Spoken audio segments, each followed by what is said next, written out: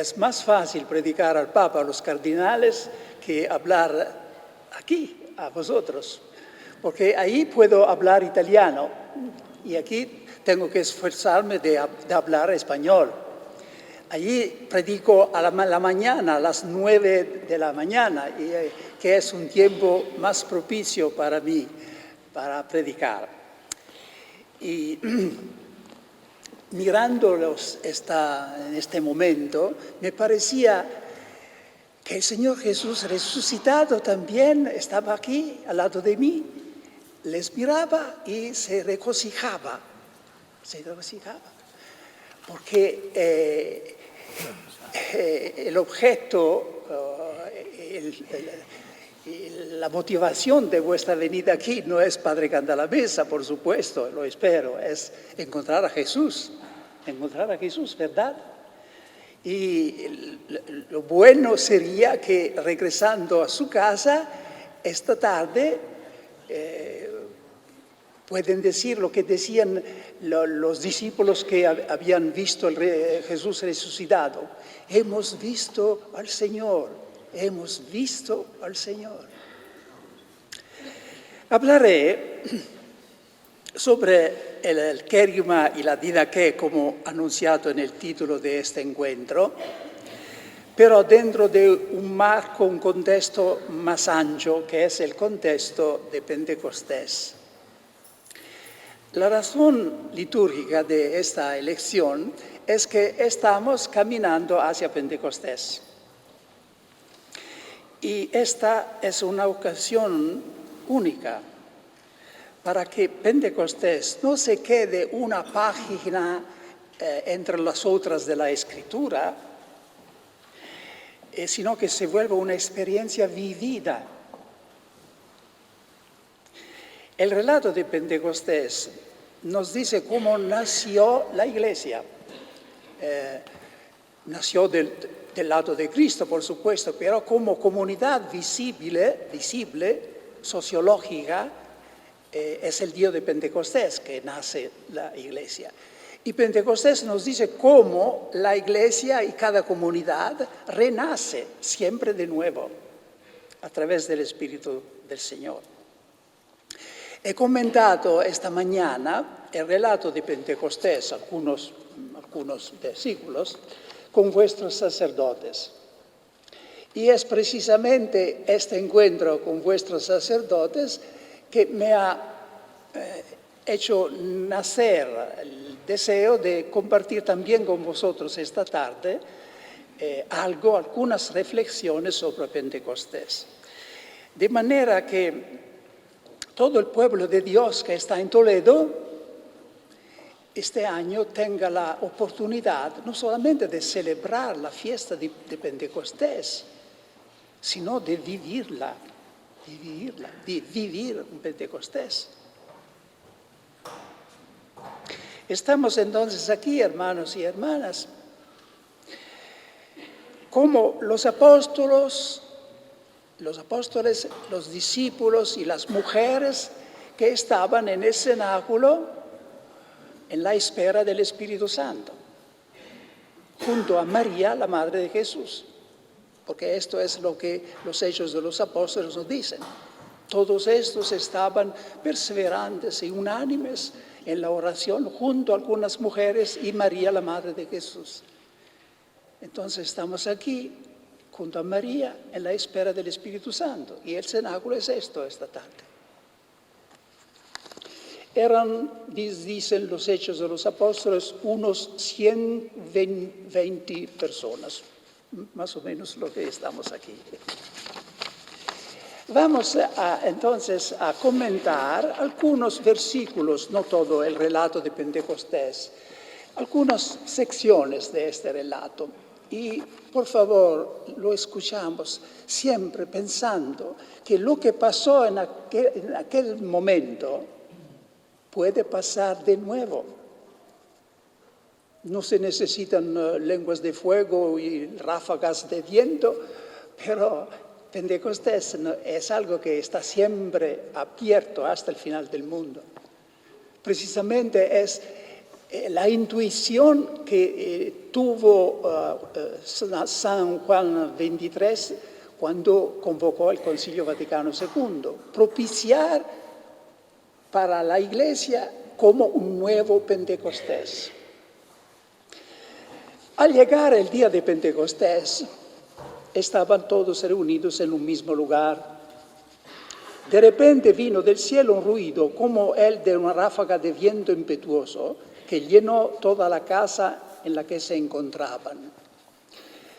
Se le aparecieron unas lenguas como de fuego que se repartieron y se posaron sobre cada uno de ellos. Y quedaron todos llenos del Espíritu Santo. El texto sigue diciendo, y se pusieron a hablar en otras lenguas según el Espíritu les concedía expresarse. Pero este pertenece a la sección sucesiva. Y de otra manera hay el peligro de pensar que estar lleno del Espíritu Santo consiste en hablar en las lenguas, mientras que hablar en lenguas era una de las manifestaciones del Espíritu Santo, pero no lo esencial de Pentecostés. Y tratamos de ver qué es lo esencial de Pentecostés. Hay, primero, como siempre, cuando Dios está a punto de hacer algo decisivo en la historia de la salvación, siempre Dios envía algunos signos preparatorios para despertar la atención de su pueblo. Y aquí hay dos signos. El primero es el signo de un viento impetuoso. El segundo es lenguas de fuego. Ahora, estos no eran signos neutrales, indiferentes, no, porque viento en hebraico comparte el mismo nombre que espíritu. ¿Cómo se dice en hebraico? Ruach. Y es precisamente a partir de la experiencia del viento, del poder del viento, que puede quebrantar los cedros del Líbano, puede sacudir el océano. A partir de esta experiencia de la fuerza del viento, que la revelación llevó los seres humanos al conocimiento de otra fuerza espiritual, la fuerza de Dios, la energía de Dios. El viento, pero, existe en dos formas diferentes. Hay el viento exterior que sopla, y ahora en este momento está soplando, ¿no? Y que es símbolo de fuerza. Y hay el viento interior, el soplo, el aliento, porque este es también viento, aire movido, que entra en mí y se vuelve mi principio vital de respiración, de comunicación, porque si estoy comunicando con vosotros es porque mi soplo, a pesar de ser muy, muy flaco, débil, lleva la palabra que yo tengo en mi cabeza hasta vosotros. Entonces, el soplo también nos dice algo del Espíritu Santo. Nos dice que el Espíritu Santo no es solamente la fuerza, el poder de Dios, sino que también la intimidad de Dios. El soplo se vuelve algo muy, muy personal, muy íntimo. Y es muy, muy significativo que el hecho que el día de Pentecostés el Espíritu Santo fue dado a los hombres acompañado por el símbolo del viento impetuoso. Pero la tarde de la Pascua, de la resurrección, Jesús en el cenáculo, el mismo cenáculo donde pasó Pentecostés, Jesús sopló sobre los discípulos, sopló y dijo, recibís el Espíritu Santo. Entonces, el día de Pascua, Jesús dio al Espíritu Santo, las primicias del Espíritu Santo, acompañándolo con el soplo. Retenemos entonces que el Espíritu Santo es la fuerza de Dios que socorre a nuestra debilidad, a nuestra flaqueza, pero es también el huésped dulce del alma, es el que habita en nosotros y de quien nosotros somos el templo. Y después de este signo del viento hubo el símbolo, el signo del fuego.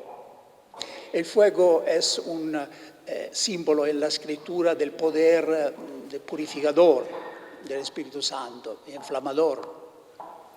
Pero estos eran signos preparatorios, no es todavía aquí Pentecostés.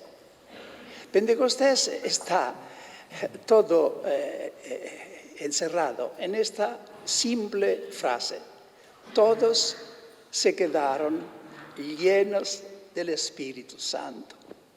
Y aquí tenemos que detenernos un poco, porque tantas veces hemos oído esta frase, ¿verdad?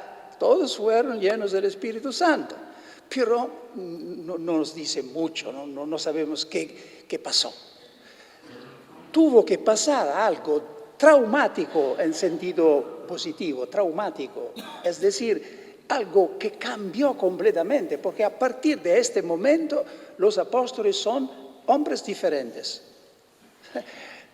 Antes peleaban entre sí para conocer quién podría ser el más importante entre ellos, ahora se han olvidado de sí mismos, hombres nuevos. ¿Y qué es que ha producido este cambio? Dicho muy simplemente, es el amor de Dios. Los apóstoles hicieron una experiencia sobrecogedora de ser amados por Dios, porque el Espíritu Santo es el amor que pasa entre el Padre y el Hijo en la Trinidad. Esta es esta llama, esa llama viva de amor, diría San Juan de la Cruz, ¿no? Esta llama viva de amor de la Trinidad. Entonces, decir que todos fueron llenos del Espíritu Santo significa muy simplemente decir que todos fueron inundados por el amor de Dios. Es lo que San Pablo dice. No soy yo el primero a explicar Pentecostés de esta manera. San Pablo en la carta a los Romanos dice muy brevemente, muy simplemente, el amor de Dios, que en este punto significa el amor de Dios por nosotros, no el contrario. El amor de Dios ha sido derramado en nuestros corazones por el Espíritu Santo que se nos ha dado. Esta es una descripción muy sintética de Pentecostés. Pentecostés es este: el amor de Dios, después que Cristo ha derrumbado, ha destruido el muro de la rebelión humana, el pecado, ahora la humanidad está lista para recibir lo que Dios quería dar, comunicar, compartir con sus criaturas desde el principio, que pero la desobediencia del hombre había impedido. Ahora, después que Jesús ha destruido el pecado, ha renovado la vida, finalmente Dios puede realizar su designio de compartir con sus criaturas, con nosotros,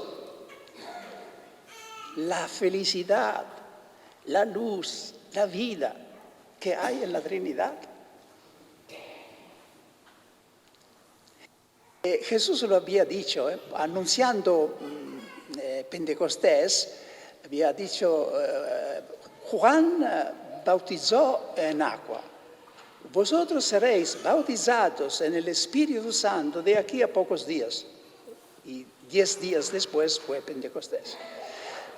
Ahora, ser bautizado en la lengua griega en que está escrito el Nuevo Testamento significa ser completamente inmergidos en el agua, en este caso en el amor de Dios. ¿Cuál será entonces, hermanos y hermanas, la conclusión existencial, personal, después de haber revocado este acontecimiento? Uno de los 5 más importantes acontecimientos de la historia de la salvación, porque hay 5 columnas: la creación, la encarnación del Verbo, la resurrección de Cristo, Pentecostés y la segunda venida de Jesús. Esos son los 5 pilastres de la historia de la salvación. Y precisamente Jesús entendía decir, vosotros seréis completamente inmergidos en la realidad. ¿Qué hacer? Decía como conclusión personal, práctica. La primera idea que nos viene es, tenemos que amar a Dios también nosotros. Él nos ha amado hasta dar a su Hijo. Nosotros tenemos que amarlo. No es la primera conclusión. La segunda sería, como Dios nos ha amado, tenemos que amar a los otros. ¿Verdad? Es lo que dice San Juan. Pues que Dios nos ha amado tanto, tenemos que amarnos los unos a los otros. No es la primera. Es Juan que dice cuál sería la primera reacción de los creyentes frente al anuncio del amor infinito de Dios. Es creer al amor de Dios para nosotros. Creer. Nosotros hemos creído y conocido el amor de Dios con nosotros. Parece muy fácil creer el amor. No, en cambio, esta es una de las cosas más raras entre los creyentes. Porque estamos más preocupados de medir lo que hacemos por Dios que simplemente abrir las manos y recibir la gracia. Creer el amor de Dios.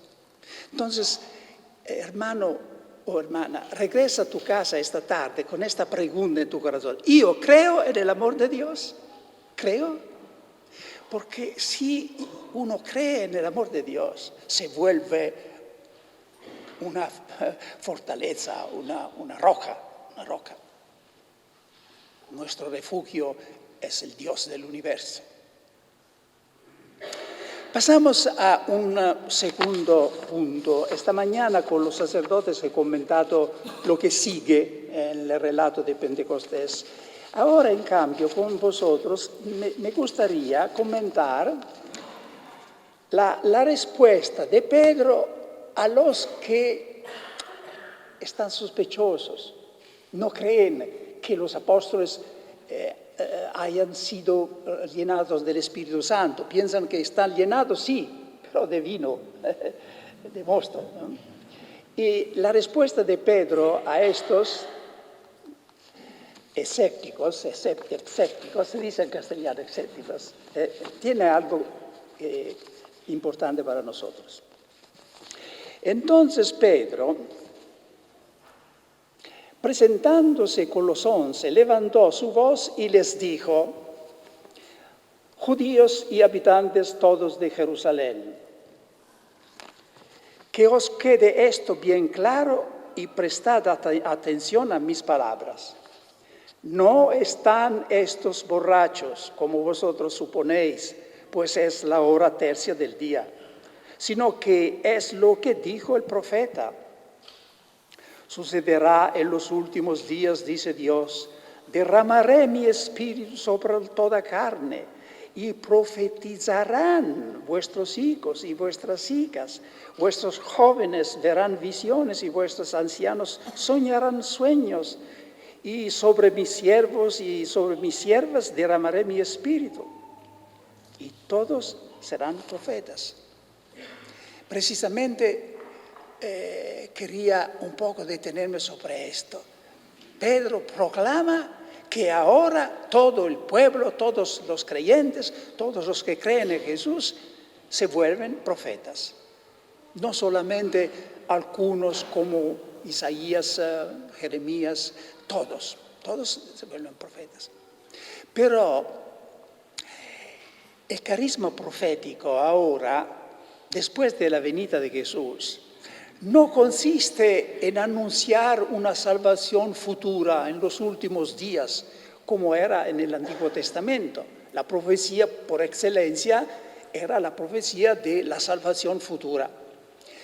Ahora, en cambio, ser profeta no significa predecir el futuro, significa ayudar a la gente a darse cuenta que el Salvador está en medio de ellos. Entonces la profecía cristiana consiste en abrir los ojos y darnos cuenta que Jesús, vivo, encarnado y resucitado, está presente en el mundo. No para manera de decir, de manera verdadera, porque Él ha dicho, yo estaré con vosotros todos los días hasta el fin del mundo. Y la profecía, ahora lo esencial de la profecía, hay diferentes manifestaciones proféticas, pero lo esencial de la profecía cristiana es darse cuenta que Jesús está vivo, está resucitado, y ayudar a los otros también a darse cuenta. La profecía nueva empieza cuando Juan Bautista, indicando a Jesús en la orilla del Jordán, dice, he aquí el Cordero de Dios. No se tiene que mirar lejano, he aquí, ahora, está presente. Lo que siempre se ha esperado, lo que se ha celebrado con el Cordero de Dios a Pascua, está aquí. Entonces, hermanos y hermanas, veremos ¿qué significa que todos nosotros bautizados estamos llamados a ser profetas? Estamos llamados a manifestar la presencia de Jesús. ¿De qué manera? Para mí es a través de la palabra de Dios, anunciando la palabra de Dios. Pero no todos pueden dar testimonio a Jesús con la palabra. Hay medios más eficaces de hacer conocer la presencia de Jesús, que es la vida, el amor, es el gozo, es lo que se percibe, el sentimiento que se percibe frente a una persona que ha encontrado el sentido de la vida. Según el beato Pablo VI, los cristianos tendrían que tener fuego en el corazón, palabra en los labios y profecía en la mirada. Es decir, que la manera misma de mirar a los demás, al mundo, a la creación, puede tener algo profético. Atestiguar que vivimos cuando Dios ya ha venido en el mundo, está con nosotros. Juan Bautista diría hoy en día, si viniera aquí en el mundo de hoy, diría, entre vosotros está uno que vosotros no conocéis. Esta es la profecía. De la manera que nos es posible, si no es posible con la palabra, decir con los ojos, entre vosotros está alguien que vosotros no conocéis. Y es Él que puede dar un sentido a vuestra vida.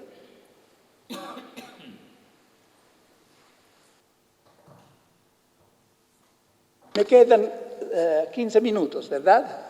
¿Tenéis paciencia suficiente para escucharme todavía 15 minutos? Le comparto un anécdota que me pasó la primera vez que prediqué frente a Juan Pablo II en la Basílica de San Pedro. Porque una vez en el año la charla, la homilía se tiene el Viernes Santo en la Basílica de San Pedro. Tal vez habéis visto alguna vez.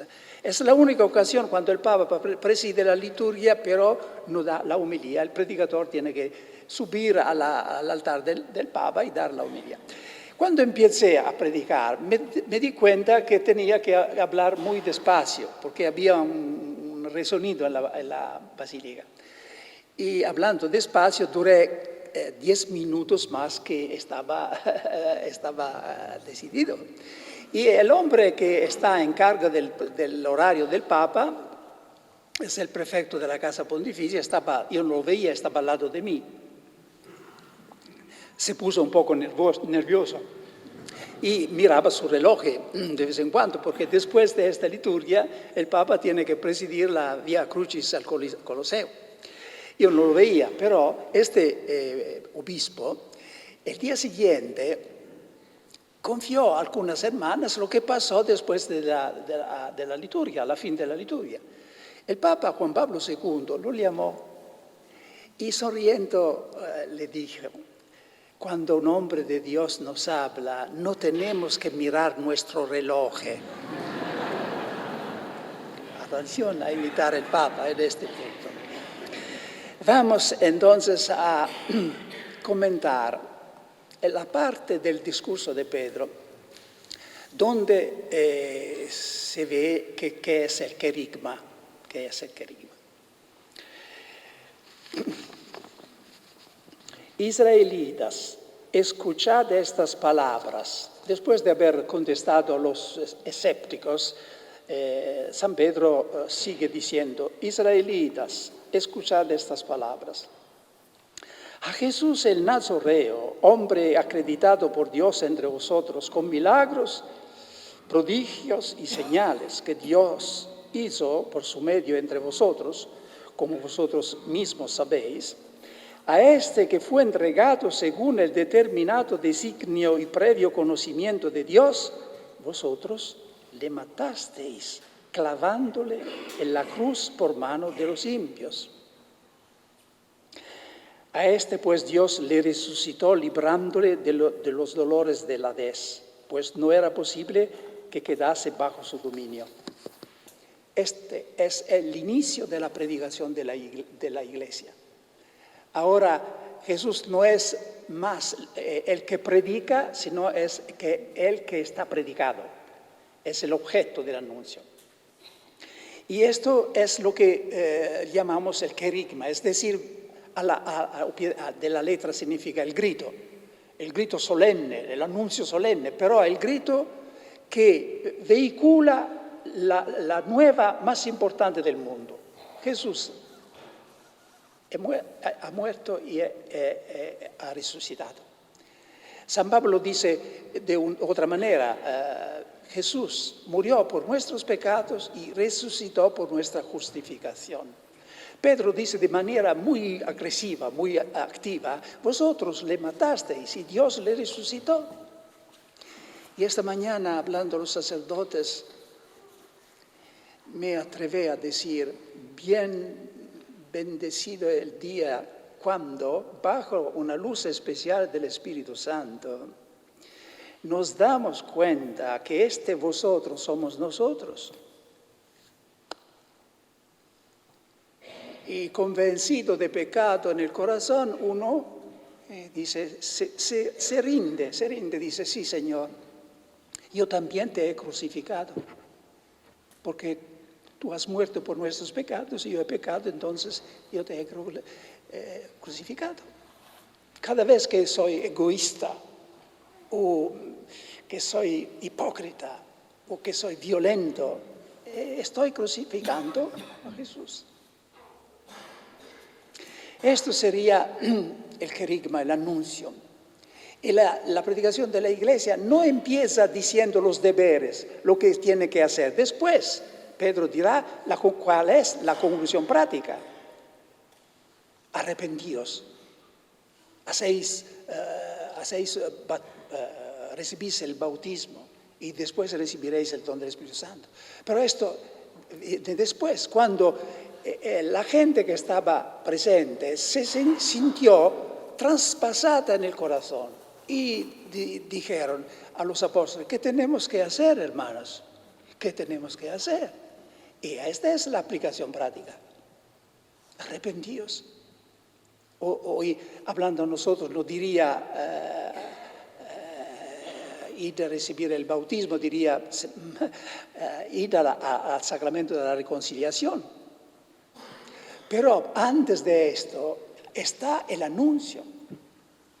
En la iglesia primitiva estaba muy claro que la fe brota solamente en presencia del querigma, del anuncio del misterio pascual de Jesús. Después hay la catequesis, lo que se llama didaché en griego, que corresponde a nuestra catequesis apologética, teología, todo lo que sirve a formar la fe que ha nacido. Pero la fe no nace frente a la catequesis, a los deberes. Nace de la decisión del hombre frente a este anuncio. Jesús ha muerto para ti, por ti y para ti. ¿Aceptas esto? ¿Reconoces esto? Estás salvo. Más concentrado todavía el querigma consiste en decir, Jesús es el Señor. Para Pablo, todo el misterio pascual de muerte y resurrección está encerrado en esta simple afirmación, que fue el primer anuncio cristiano. Jesús es el Señor. Y hay un texto de San Pablo a este propósito muy solemne, muy bello. Dice, si con tus labios tú profiesas que Jesús es el Señor y en tu corazón crees que Dios le resucitó de entre los muertos, serás salvo. Ahora, cuando yo me encuentro a citar este texto de Pablo, Carta a los Romanos 10:9, siempre pido la ayuda de la gente que me está escuchando y hago lo mismo esta tarde. ¿Queréis ayudarme a hacer resonar aquí el querigma de Jesús? Entonces aprended estas dos pequeñas frases. Jesús es el Señor. Segunda frase, Dios le resucitó de entre los muertos. Espero de no obligarlas a hacer faltas de castellano, ¿no? Está bueno. Ahora, a mi primer signo, por favor, con toda vuestra voz, gritáis, Jesús es el Señor, con la voz y el corazón. Y a segundo signo, gritáis, Dios le resucitó de entre los muertos. ¿Listos? Si con tus labios tú profiesas que y en tu corazón crees que Dios le resucitó, tú serás. ¿España será? También la pobre Italia será. Sí.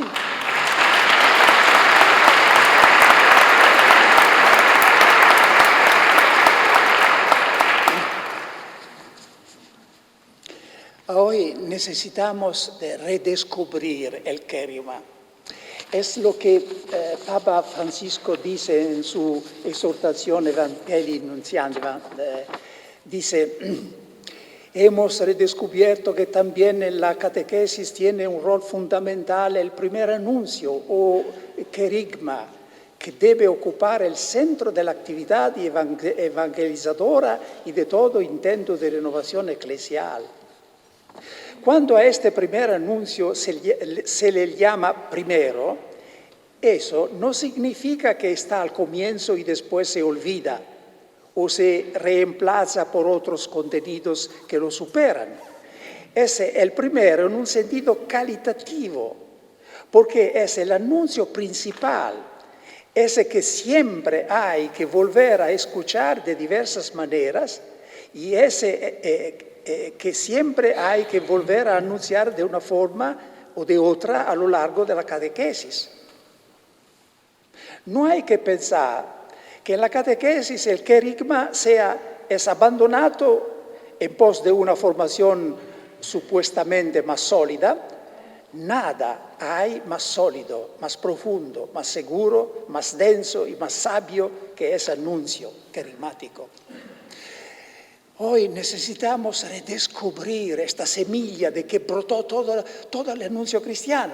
Los 4 evangelios fueron escritos después, precisamente para explicar por qué había muerto, quién lo había matado, cómo ha resucitado, quiénes son los testigos.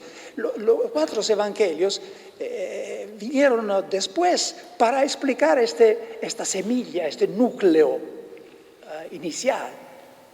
Ha muerto y resucitado, este es el Señor. Ahora vivimos en una Europa secularizada, en un mundo post-cristiano. en mayoría post-cristiano, que ha olvidado los valores, las raíces cristianas. Y entonces necesitamos redescubrir la manera donde los apóstoles cambiaron el mundo precristiano, porque es la misma tarea. Y esto lo consiguieron con anuncio simple y poderoso que tiene la fuerza de Dios, del Kerigma, acompañado por el testimonio de vida. Martiría. Vamos a concluir. ¿Qué es que puede hacer todo lo que hemos dicho? No simplemente ideas, reflexiones, sino algo que cambia algo en nuestra vida. ¿Cómo? ¿Cómo podemos, qué tenemos que hacer para que este amor de Dios, de que tanto necesitamos, pueda verdaderamente derramarse en nuestra vida, en nuestra familia? La respuesta es simple. Antes de anunciar que Jesús es el Señor, tenemos que aceptar a Jesús como Señor en nuestra vida. Tenemos que abrir a Jesús las puertas de nuestra casa.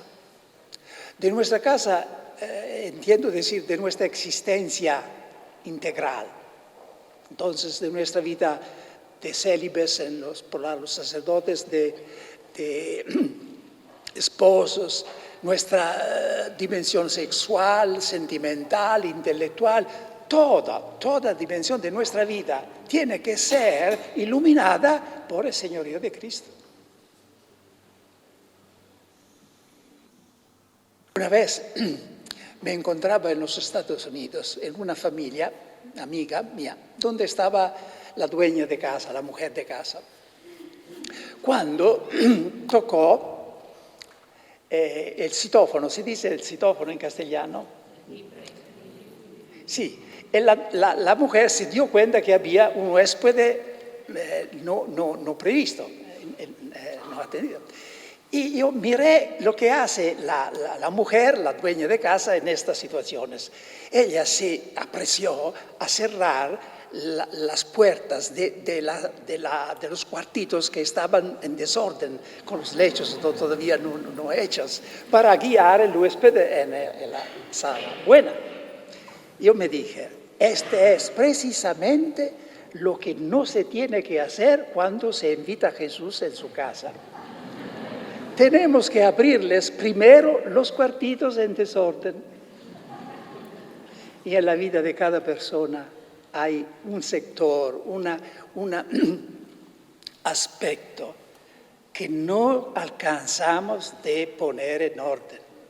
Puede ser nuestra vida matrimonial, puede ser nuestra afectividad o la manera donde tratamos el dinero.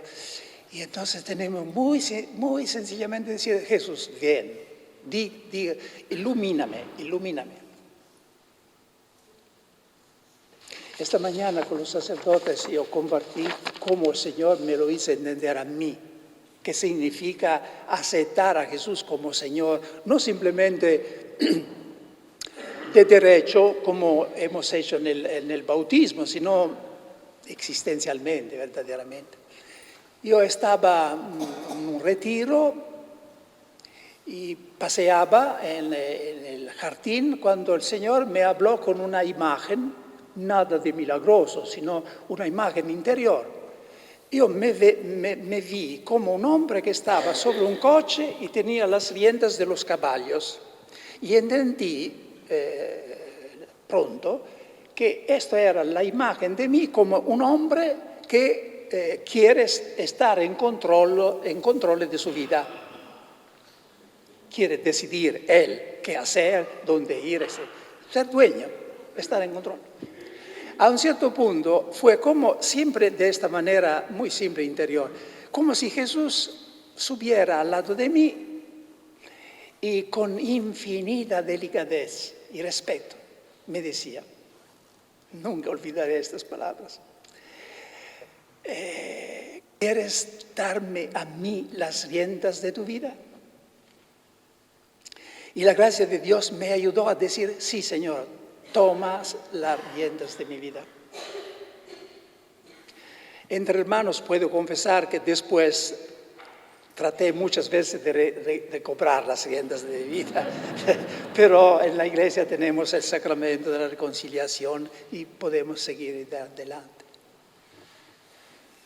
Voy a hacer la decisión a tomar esta tarde, decir al Señor Jesús, toma las riendas de mi vida.